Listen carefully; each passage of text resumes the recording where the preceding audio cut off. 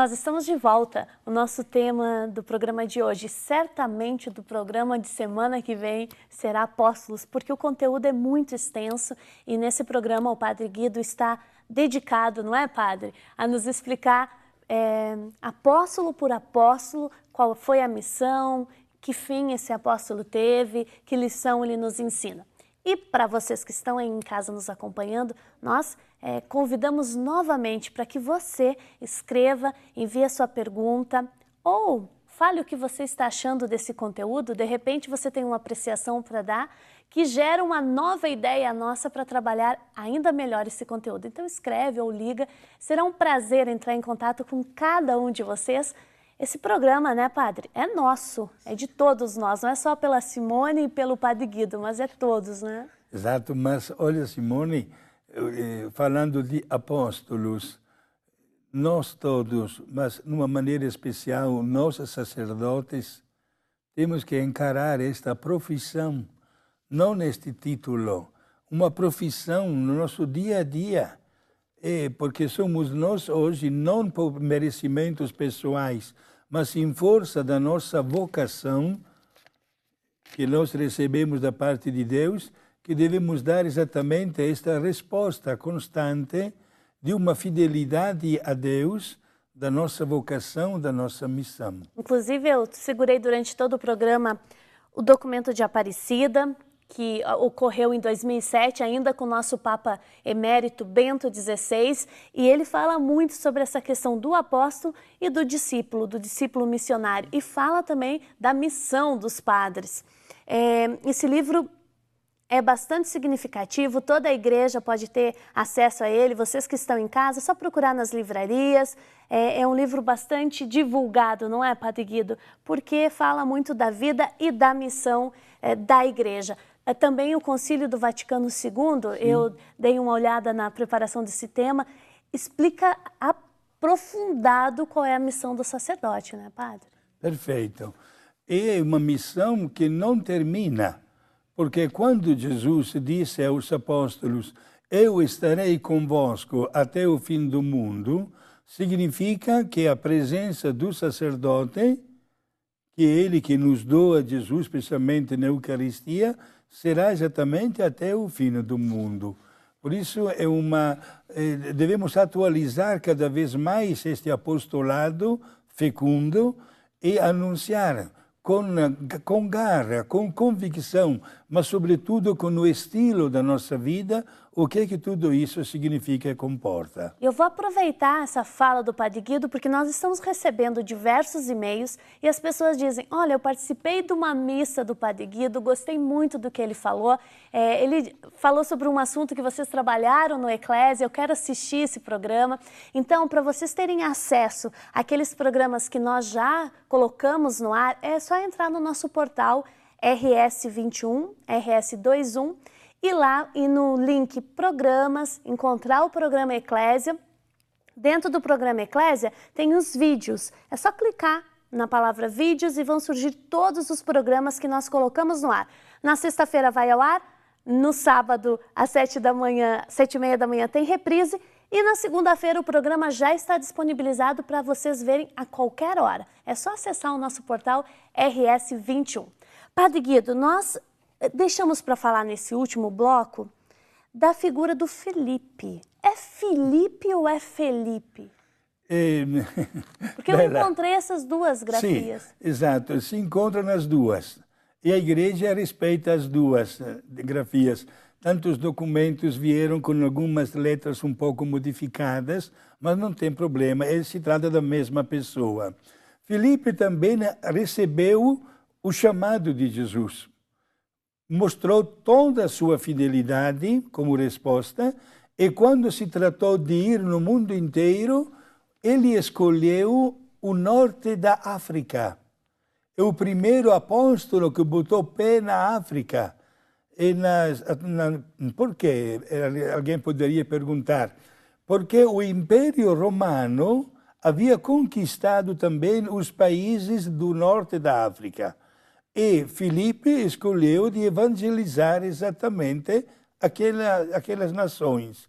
E lá encontrou à morte. Também ele foi martirizado e foi martirizado com a cruz, mesmo estilo de Jesus. Por quê? Porque nos países conquistados pelos romanos, a pena de morte, que somente eles podiam aplicar, respeitava também o estilo de Roma, portanto, a cruz. Filipe se tornou grande apóstolo, sabemos da sua dedicação, com certeza deve ter escrito também páginas a respeito de Jesus, mas que não chegaram até nós. Aliás, seria o caso de dizer que no primeiro século temos uma verdadeira fartura de documentos que falam de Jesus e da vida dos apóstolos. Mas padre, desculpa interromper, Sim. Surgiu agora a pergunta. Mas esses documentos, por exemplo, eram escritos pelos apóstolos?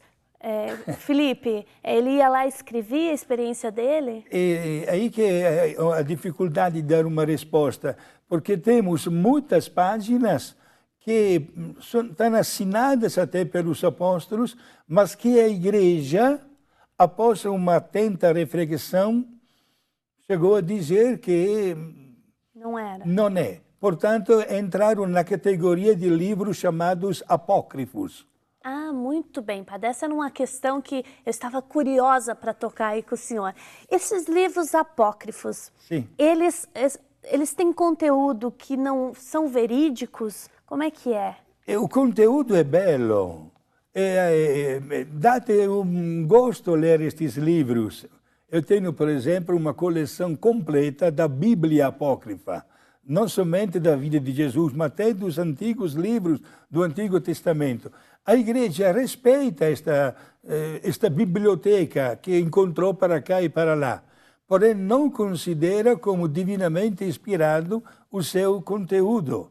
Aliás, daqui a pouco a senhora vai me perguntar a respeito de Tomé.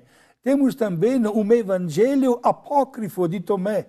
Quer dizer que além desse Sim. evangelho considerado divinamente inspirado, Sim. que a Igreja Católica acolhe e segue, tem também um outro? Sim, temos vários outros evangelhos. Até temos o evangelho apócrifo de Mateus, também nele. Mas o que ele diz, padre? O que ele conta? Uma citação diferente. Por exemplo, temos o evangelho da infância de Jesus, que somente Lucas e um pouco de Mateus, Marcos e João não falam da infância de Jesus, apresentam Jesus já adulto com 30 anos de idade. Ao passo que Lucas e Mateus apresentam o episódio do nascimento, etc. Um evangelho apócrifo de Mateus fala, por exemplo, de Jesus com 3 aninhos. Veja que episódio. Eu não sei se vai dar tempo de contar, mas num instantinho só. De 3 aninhos que brincava com criança da sua idade no terraço de uma casa de 2 andares e um empurrando o outro, o menino caiu e se matou. E os demais acusaram Jesus como autor do empurro.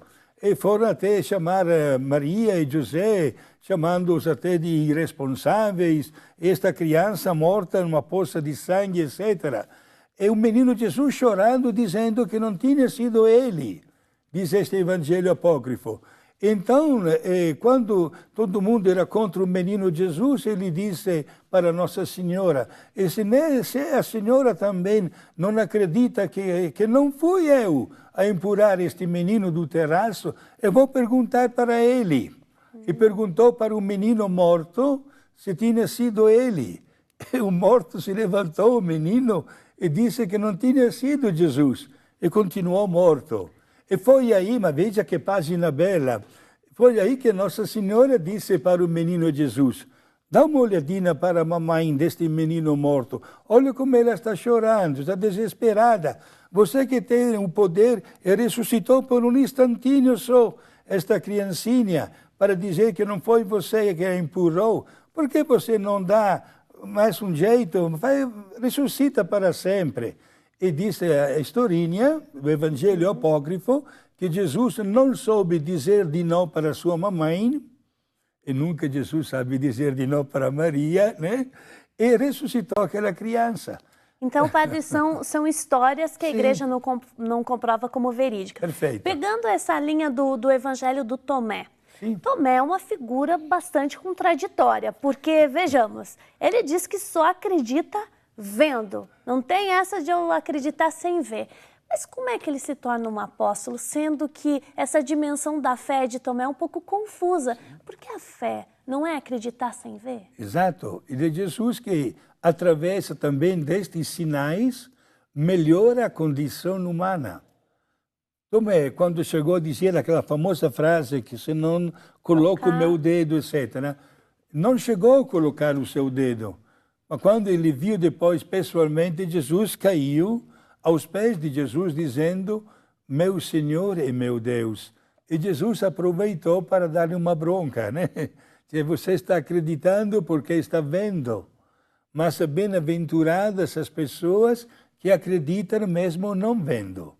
E Jesus mostra, através deste exemplo, como a sua pessoa melhora a estrutura da nossa fé. Aliás, acabamos de falar de evangelhos apócrifos.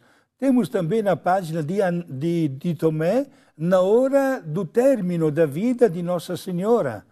Diz um evangelho que faltava só ele quando Nossa Senhora foi para o céu, né? E tanto chorou quando ficou sabendo da notícia que abriram o caixão, foram ao cemitério, em poucas palavras, diz este evangelho apócrifo, porque ele queria ver pela última vez o rosto de Maria. Era muito apegado a Nossa Senhora.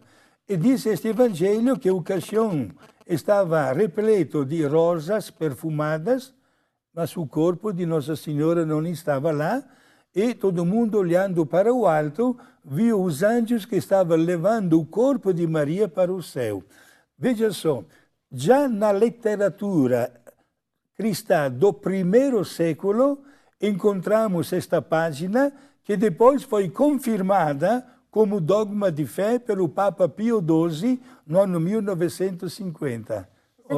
Tomé representa um pouco o nosso estilo de ser, né, padre? Nem sempre nós acreditamos na primeira, embora tenhamos muita fé em Jesus Cristo.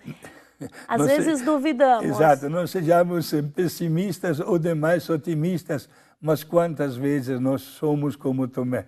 Exatamente. Padre, eu quero falar de...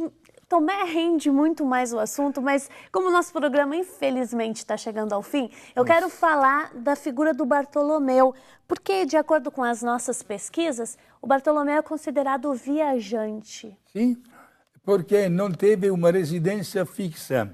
Quando ele, Bartolomeu, a palavra bar, na língua hebraica, significa filho de. Quindi Bartolomeu é filho de Ptolomeu, certo? E este homem viajou muito como missionário. Foi até na atual Rússia.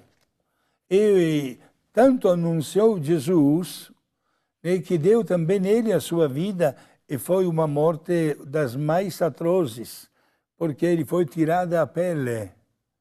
Ui, a padre. pele, e depois, no final, terrível. mesmo assim, depois foi degolado. O homem que deu a sua vida por Jesus. Mais um homem que deu sua vida por Jesus. Vocês perceberam que durante esse relato, eu sei que ainda estão faltando alguns personagens aqui dos apóstolos, nós não falamos de todos, mas nesses personagens que nós falamos não tem a figura feminina?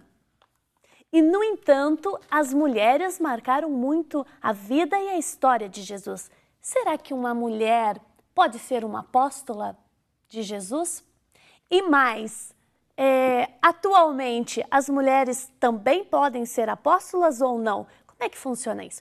Essas questões nós vamos trabalhar no próximo programa, no programa de semana que vem. Além, é claro, de falar dessas figuras aqui, desses apóstolos que nós ainda não falamos, especialmente o Pedro, que merece uma atenção especial.